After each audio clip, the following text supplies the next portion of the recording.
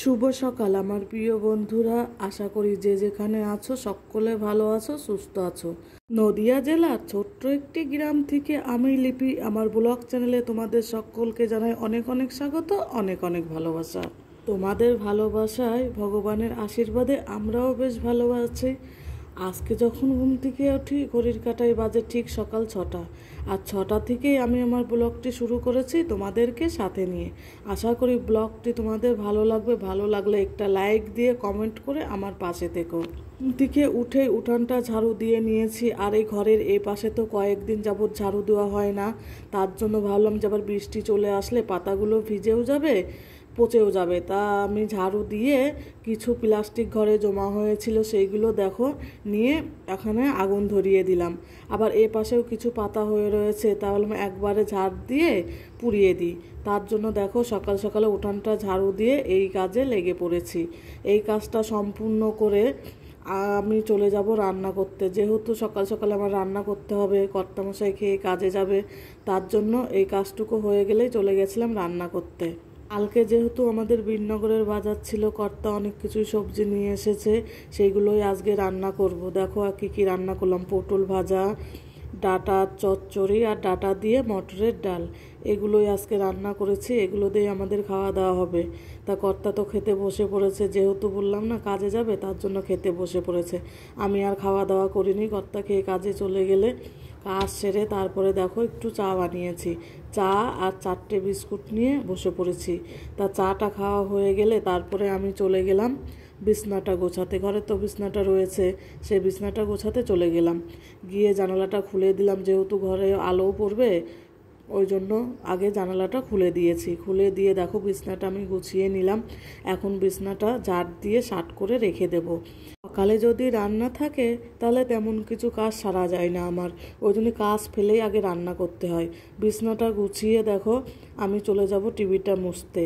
ছেলের বই খাতা থাকে সেগুলো একটু গুছিয়ে নিয়ে টিভিটা মুছতে শুরু করব। উপরে সেটআপ বক্স থাকে সেইটা একটু মুছে নিলাম। আর এই কাপড়টা যেন নিচের দিকে ঝুঁকে যায়, সবসময় নিচের দিকে ঝুঁকে যায়, তার জন্য একটু টেনে নিয়ে ধুলোটা একটু মুছে দিলাম। মুছে দিয়ে টেবিলটাও একটু মুছে নিই, যেহেতু মুছছি যতক্ষণ টিভিটাও মোছা হয়ে গেল, টেবিলটাও আমার মোছা হয়ে গেছে।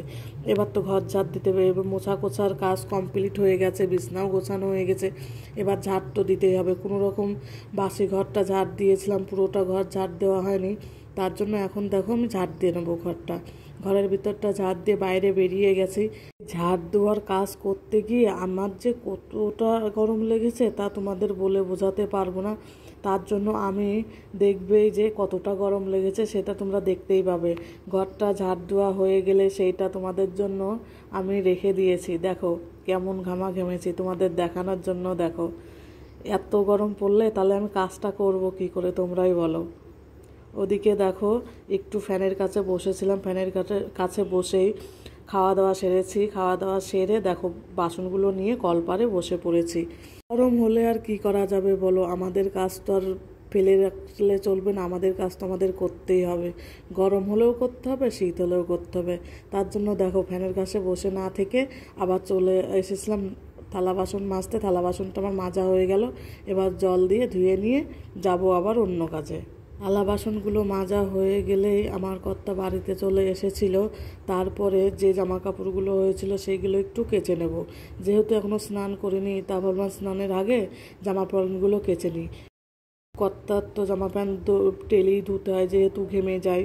সেই জামা কাপড় ছিল, ছেলে কিছু জামা কাপড় ছিল, কাচা ধোয়া তো ডেলি করতে হয়। ছেলে খেলতে গিয়ে ঘেমে যায়, রেখে দেয়, দিনে 2-3টে হয়ে যায় ছেলের গেঞ্জি প্যান্ট। তার সঙ্গে কর্তার এক সেট সবসময় তো প্রতিদিনই হবেই। তা এইগুলো ভিজতে থাকুক, সার্ফে ভিজিয়ে রেখে যাব। আমি ঘরে একটু কাজ আছে, সেই কাজটা সেরে আসবো।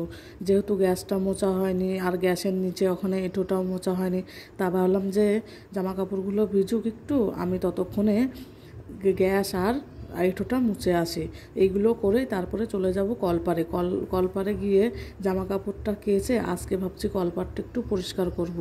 কয়েকদিন যাবৎ পরিষ্কার করা হয় না, একটু সেলো হয়ে গেছে। এই জায়গাটা মোছা হয়ে গেলে তারপরে ডাইনিংটাও মুছতে হবে, যেহেতু ডাইনিং এখন খায় না, এইখানেই থাকে তো জিনিসপত্র টুকটাক রাখি, তা দেখি ধুলো হয়ে গেছে। তা ভাবলাম যে ডাইনিংটাও তাহলে মুছে নিই একবারেই। যা জিনিসপত্র ছিল সেইগুলো গুছিয়ে রেখে তা ডাইনিং টেবিলটা আমি মুছে নিলাম, দেখতেই পেলে। তা এবার চলে যাব কলপারে। দেখো জামা কাপড়গুলো এখন কেচে নিচ্ছি।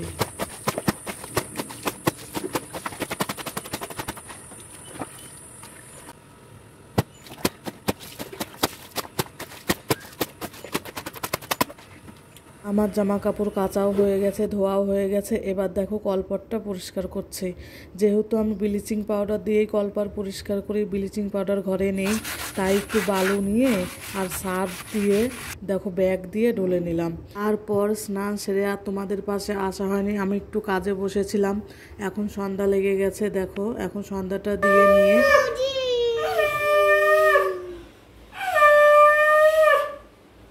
দেওয়া হয়ে গেলে তারপরে আমি আবারও কাজে বসেছিলাম। আর ওদিকে দেখো যে জামা কাপড়গুলো ছিল নিয়ে এসে আমি চেয়ারের পর রেখে দিয়েছি, পরে এক সময় ভাঁজ করে নেব। যেহেতু আমার কাজটা করতে হবে, তার জন্য দেখো রাত্রেবেলা কাজ করছি। এখন ওই 7:30 8টা মতো বাজে, তখনও আমি কাজই করে যাচ্ছি। রাতের রান্না নেই, তার জন্য এখনও আমি কাজ করছি। রাতের রান্না নেই কারণ আমরা খাওয়া দাওয়া একটু বেলা করে সেরেছি। তা ভাবছি ঘরে আম আছে, আম মুড়ি খেয়ে নেব। ছেলে তো দুপুরের খাওয়া খায়নি, ওর ভাত রয়ে গেছে, ও রাতে সেটা খেয়ে নিয়েছিল। তা আমি দেখো কাজটা হয়ে গেলে উঠে পড়বো, উঠে কর্তাকে খেতে দেবো, যাই খেতে দিই। তা কর্তা বললো যে আমাকে আম মুড়ি দিয়ে দাও, তার জন্য কর্তার জন্য আম মুড়ি দিয়ে দিয়েছিলাম। আর আমি একটু ম্যাগি করে খেয়েছিলাম। ছেলে তো ওদিকে ঘুমিয়ে পড়েছে খেয়ে দিয়ে। তা ভাবলাম যে তাহলে আমি একটু ম্যাগি করে নিই, ম্যাগি খেয়ে নেব। যদিও ম্যাগি অতটা পছন্দ করি না, তা ছেলের জন্য 1 প্যাকেট আনা ছিল, তা ভাবলাম কী খাবো, তা ম্যাগিটাই খেয়ে নিই। এদিকে দেখো আমার কাজ হয়ে গেছে, উঠেও পড়েছি। কর্তাকে আম মুড়ি দিয়ে দিয়েছি, কর্তা খেতে বসে পড়েছে, আর আমি ওইদিকে ম্যাগিটা করে খেয়ে নেব। আর যারা আজকে আমার ভিডিওটি প্রথম দেখছো তাদেরকে অসংখ্য ধন্যবাদ। তা একটা লাইক দিয়ে কমেন্ট করে আমার পাশে থেকো। তা ভিডিওটি আমি এই পর্যন্তই রাখছি, আসছি আগামীকাল নতুন একটা ভিডিওর সঙ্গে। ততক্ষণ ভালো থেকো, সুস্থ থেকো, টাটা।